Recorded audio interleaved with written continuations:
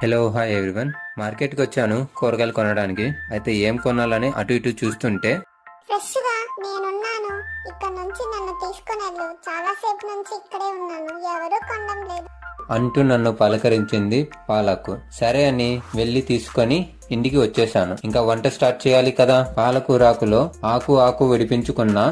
నన్ను పడేస్తావా? అంత దూరం నుంచి తెచ్చావు కదా, నన్ను ట్రై చెయ్యి. నేను ఆకు కన్నా టేస్టీగా ఉంటాను. అయితే ఇలా చేశాను. చాలా టేస్టీగా ఉన్నింది. చపాతీకి లేదా రైస్ కి కూడా సూపర్ గా ఉంటుంది. అండ్ మీలో చాలా మంది దంటుని పడేస్తూ ఉంటారు కదా. ఈసారి పడేయకుండా ఇలా ట్రై చేయండి. అవును, ఆకు కింద భాగాన్ని మేము అయితే దంటు అని అంటాము. ఇంతకీ మీరేమంటారో నాకు కామెంట్ చేయండి. అలానే నా వీడియో మీకు నచ్చినట్టయితే లైక్ చేయండి, షేర్ చేయండి, సబ్స్క్రైబ్ చేయండి. Thank you for watching. Have a nice day.